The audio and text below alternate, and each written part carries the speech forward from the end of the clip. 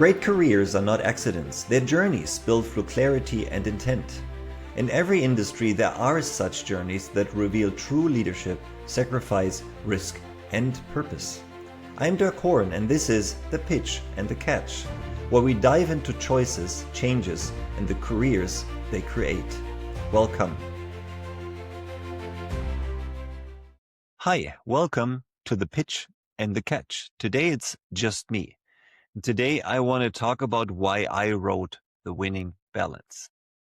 I want to take you behind the scenes of something that has been an almost constant part of my life in the last 5 years. It is hard to believe. And if I look back, it's almost really the last 25 years of my career when I think about the content that is in this book. My new book, The Winning Balance, is finally ready to meet the world. And if you've been listening to this podcast, The Pitch and the Catch, for the last couple of weeks or months, you might already know this. I never intended to write this book, actually not this book. Originally, I wanted to write something very different or partially different. And it took a journey of clients, crises, transformations that I witnessed, failures, tons of surprises, a couple of victories, and one question that kept coming back. To understand what this book actually needed to become. It's been a journey. And so today I'm not going to walk you through the frameworks or models or diagrams, all the precious content that I have to admit I fell in love with over the last 25 years. Instead, I felt like today in my solo episode, I wanted to tell you the story behind it, the story that led me to it. And a part of the book, which I hope you will read it, you will see stories help us feel. And feeling is what creates connection, and connection is what transformation is ultimately about. So me telling the story of the book really is about the book. So think of this, what we're doing today, sitting together over coffee, or maybe you're on a longer drive, you're on your commute, you're sitting on the subway, or you take a walk and listening to this. Let me take you on the arc that led me to The Winning Balance and why I believe this book, which basically is a message, matters right now and I believe in the future. Today, this episode is structured in 5 parts to make it a little bit more digestible. The question that made me start to write, the first iteration, which turned out to be dramatically incomplete. The moment I developed the idea of the perfect storm, the balance of structure and soul, and finally, my lessons from the road. The Winning Balance is meant as a catalyst to stimulate a conversation, and I hope this podcast will make you interested to join that conversation. Let's start. Section 1, the beginning. The question that changed my trajectory. It's a few years ago, it was 2018, I received a call from a client I really respected and worked a lot for. And he said, Dirk, we need help bringing our sales team, our sales force into the 21st century. Can you do that?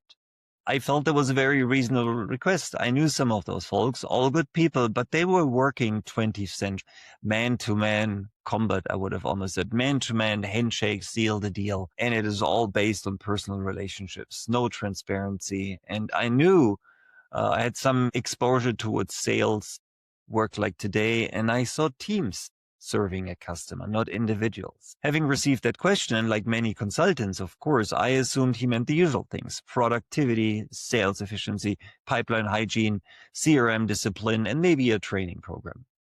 And you know what? That's exactly what was on his mind. And at first, we gave him that. We started with surveys and interviews, analyzed the tools they had in the field at the given time and how they are being used and applied. And we applied a number of KPIs that measure efficiency of commercial organization. We went the whole 9 yards, but that all felt terribly incomplete. People never like to be the subject of an efficiency program. And we had the typical skepticism and resistance, which is okay. But I realized something that changed everything. The problem wasn't the sales organization. The problem was the relationship between the company and its customers, the relationship. What looked like a sales issue was, at the time, I felt actually a customer experience issue, how the customers experience the company.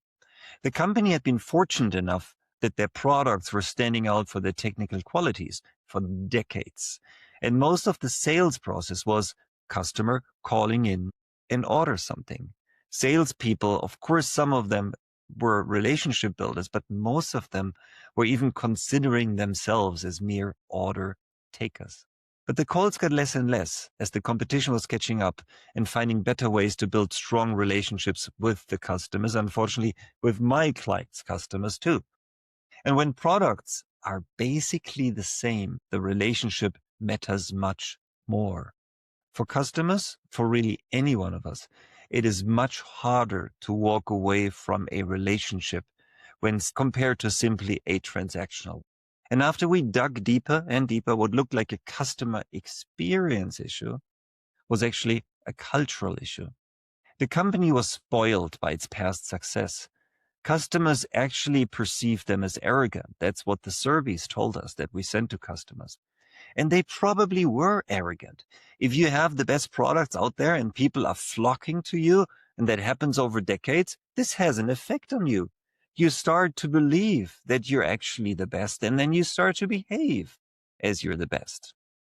So the culture is geared towards technical prowess, but not necessarily towards creating an environment that is inviting. We discovered in the process that most customer calls were handled by customer service representatives, CSRs. And this group, no surprise, was the lowest paid and least regarded in the organization. They were seen as order takers, phone takers, but not for what they really were, relationship builders. What does it say about an organization that has no regard for those who are there for the customer day in, day out? And that brings us to the next layer. What looked like a cultural issue was ultimately a leadership issue. The most important KPI leaders looked at were around the stock market performance, revenue, and even more important, net profit.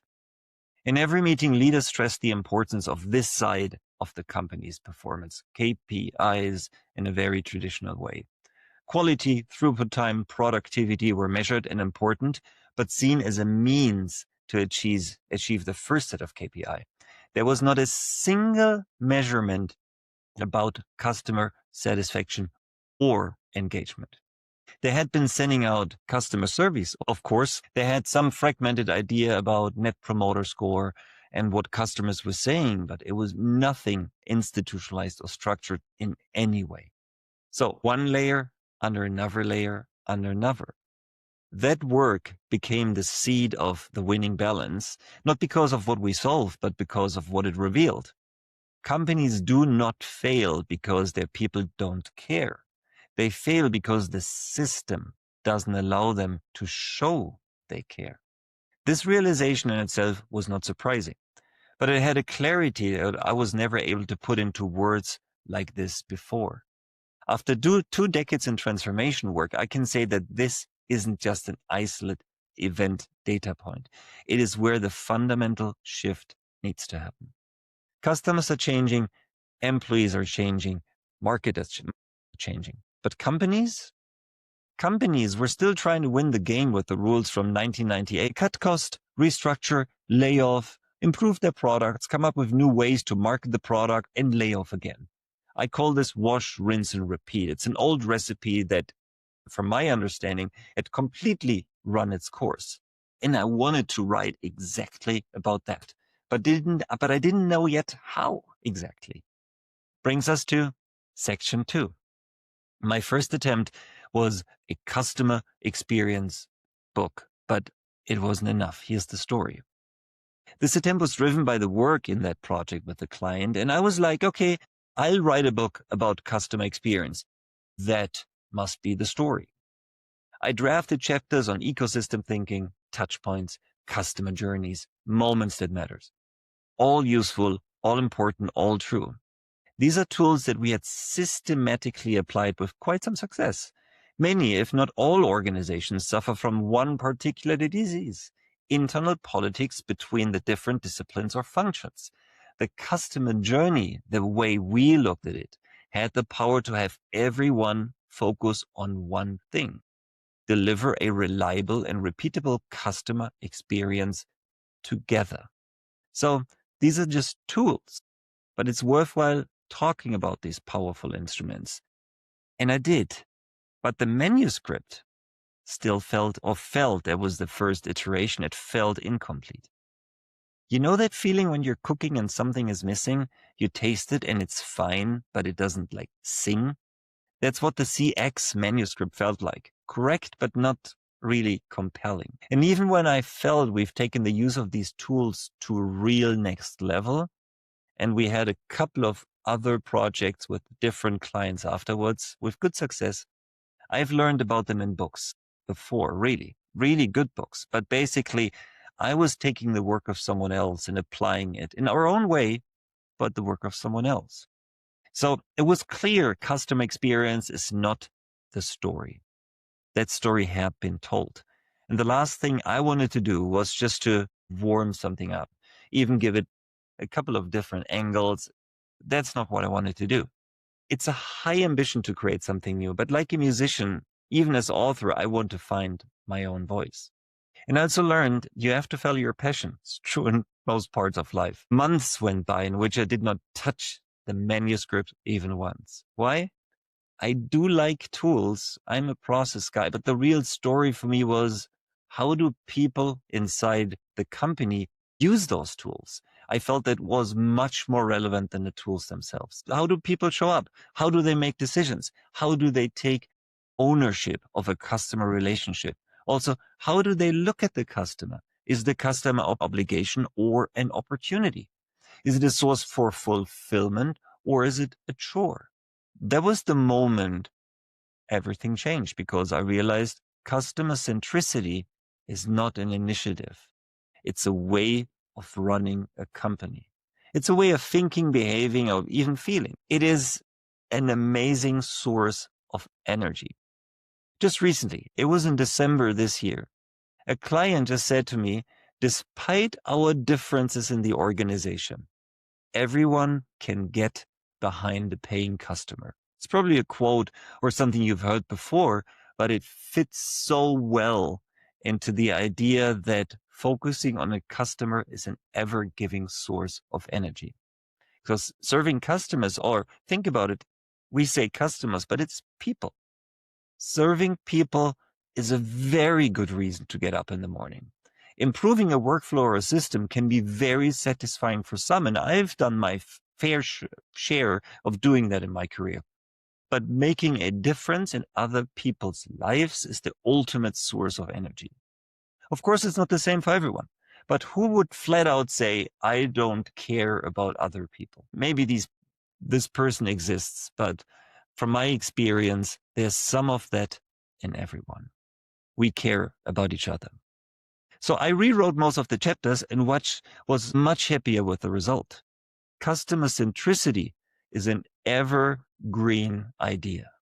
My research had shown that companies that build customer focus or obsession or intimacy, they all have different names for it. If they build it into their culture, those companies prevail much longer than those who are simply driven by the focus on their product.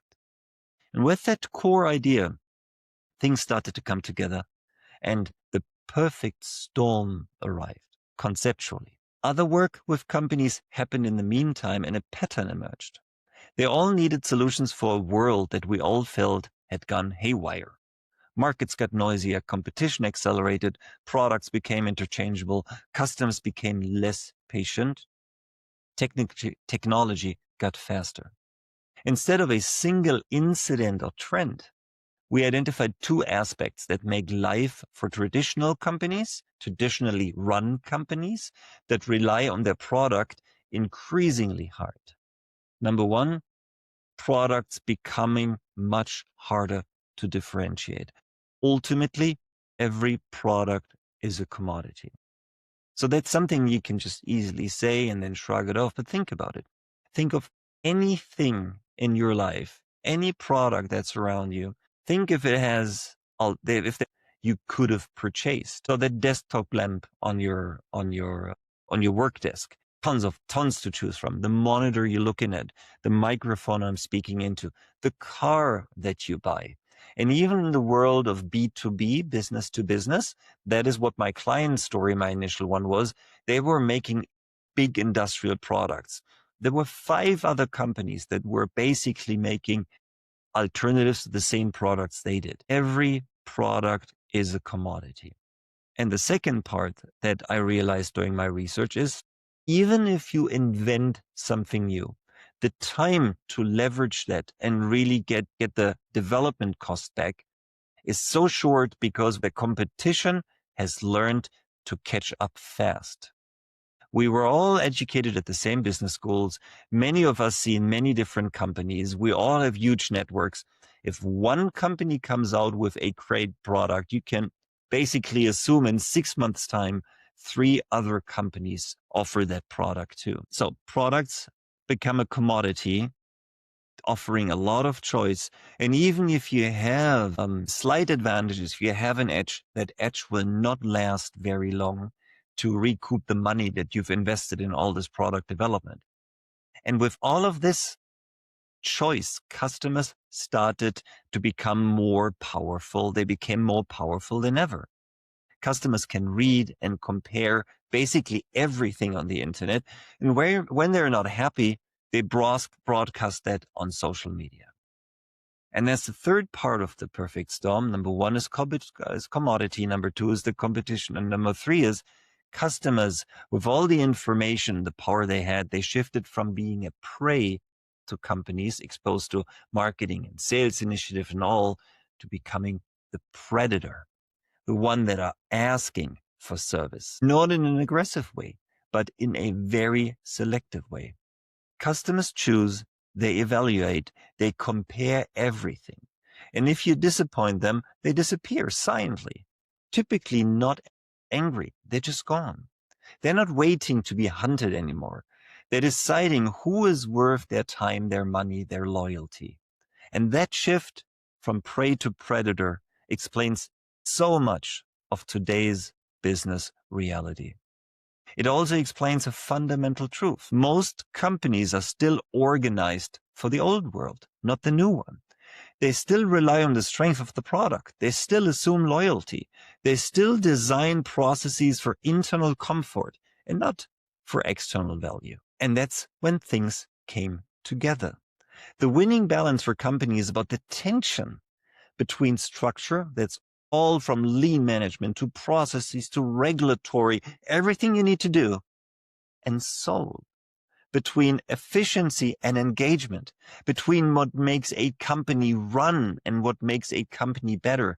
Because ultimately, it's not your amazing product that people go for. Yes, they do, but they have alternatives. They go for the soul that is being transported with that product, the relationship, the meaning that your organization is able to put into that product and into the relationship with the customer. So I finally knew what the book had to be. Before we go a bit deeper, just a bit, because of course I still need you to buy and read the book, I want to address something that many people have asked me in the last couple of weeks and months. Dirk, they said, is your book still relevant in a world of AI? Isn't AI the all-dominating force? We've all been obsessed with the magic of AI since it came out in 2022. Every company I know has jumped on the AI train, and the financial sums that are being invested at the moment are almost obscene. We might be standing in front of a new age, or maybe it is even already here. It depends on who you ask. So are my ideas still relevant in the world of AI? Here's what I think. AI will probably transform it, but not the emotion-driven fundamental relationship between a company and its customers. People will still be customers. People will still have needs, frustrations, expectations, and emotions, everything.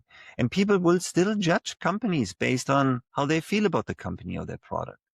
And companies will still need employees who take ownership, who care, who show initiative, and who interpret context, who build trust. AI can enhance all of that, but it cannot replace it. Machines can produce a lot of insights, but I truly believe only humans can produce meaning. So if anything, I think this book, or its central idea of structure and soul, becomes more relevant in an AI-driven world because the human side of transformation becomes even more, takes us to the next section. From the field, the real lessons behind the book. Let's go back to the perfect storm. Let me share 3 stories, no names, no details, just the essence, that shaped this book more than any model or theory ever could. Story 1. A manufacturing client once had a randomly occurring quality issue affecting a major product. Engineers analyzed it for months. Managers debated and experts were brought in. Nothing. No one was able to find a pattern. Then one day, true story, a line operator, someone who had never been invited into any of the meetings, made a simple observation. I think this happens only when batch 3 comes from supplier X. Have you checked that? That comment saved millions. And no one asked her how she knew. Here's the truth. Ownership is not just a job title, it's an attitude. And organizations that unlock that attitude, they win. Second small story. The leadership team stuck in the wrong conversation. Another client was convinced they needed a better strategy. And hey, we're strategy consultants. Of course, we love doing strategies. We need a new vision, a new plan, a new roadmap. But after 6 weeks of work, it became obvious their problem was never strategy. Their problem was trust. They were not debating ideas. They were debating identity. And until that was resolved, no strategy would ever stick. That moment shaped a major insight in the book. Transformation fails when leaders try to fix systems without first fixing relationships. And the last story, short story, the customer who taught us the most painful lesson. A global company we supported lost a major customer. That's a painful, public, expensive loss. And when we went to interview the customer, why that happened, they said something very unforgettable for us. They said, your client, so they said you stopped listening. You assumed you knew what we wanted. You made everything about you. It wasn't about price. It wasn't about product. It wasn't about competition. It was about the arrogance disguised as expertise. When we left the customer's office in Manhattan and discussed how to convey that feedback to our client, we couldn't put it in another way but to say, no company is too big to be humbled by the customer. And I think there's a truth in that. There's a lot of truth in that. Next section, why I think the book matters. I would love you to read the book not because it's my book, but because the ideas in it have changed organization, careers, and cultures. I'm not saying it's the perfect book. As you just heard, it has a wild history, and it is a little bit like a house that was remodeled and had a few additions. Instead of going deeper and spoiling surprises, let me tell you why I believe the book is worth your time. Number 1, organizations today need a new contract between leaders and employees. Efficiency alone cannot win the future. Engagement alone cannot scale. You need both. And how you combine those two determines your trajectory. Second, customer loyalty is not something you earn once. It's something you earn every day. And most companies have no idea how to operationalize that. 3, people want to work in places where they feel their work matters. Not symbolically, but practically. They want ownership. They want responsibility. They want, for example, a connection to the customer, or at least know how their work is connected to the customer and how they help other people. 4, the book gives you a new lens for understanding why change is so hard and what to do about it. Not through theory, but through patterns. I've observed change over 25 years in Europe, the US, Asia, in manufacturing, pharma, tech, and automotive. This book has a lot of practical advice, but more importantly, it shows you how to see. And once you see differently, lead differently. I wrote this book because I kept meeting leaders who were doing their best, truly, but felt stuck between the two worlds that I described. The world they grew up in and the world they suddenly had to lead and be successful. One world rewarded control, the other requires empowerment. One world valued product, the other values relationship. One world assumed loyalty, the other one assumes nothing. Leaders today are living in a dual reality, asked to deliver numbers in a system built for yesterday while trying to unlock a workforce and a relationship building effort built for tomorrow. And that tension, that impossible balance kept showing up everywhere. I wrote the book to help people understand you are not failing. The system is outdated. But here's the good news. Systems can be redesigned. Cultures can be activated. Customers can be won back. People will rise when given the chance. I wrote it because I believe transformation is not a luxury. It's the only way. And lastly, because I genuinely care about the people doing all the hard work. No one gets up in the morning and says to themselves, today I want to screw up. I have yet to meet that person. Instead, everyone I know gets up in the morning to get through another day, ideally with meaning and joy. So here's my invitation to you. If you've ever felt frustrated that your organization is more complex than it needed to be, if you've ever sensed the customer slipping through your fingers, if you've ever wondered why ownership is so unevenly distributed, and if you've ever believed your company could be more, but only if it would do a couple of changes, then the winning balance was written for you. I hope it will challenge you, affirm you, give you the language and possibly hope. Because despite all the noise and pressure and uncertainty we feel right now, I'm absolutely convinced that companies don't win because they are perfect. They win because they are balanced. A balance between structure and soul, clarity and commitment, between what they expect and what they enable. And that balance is possible. I've seen it. I helped build it. And this book captures what I've learned along the way. So if you want to explore the ideas further, if you want to bring these conversations into your team or organization, I'd be honored if you pick up a copy. Thank you for being here, and thank you for watching and listening. And thank you for joining me on this journey. This is the winning balance, and I can't wait to share it with you.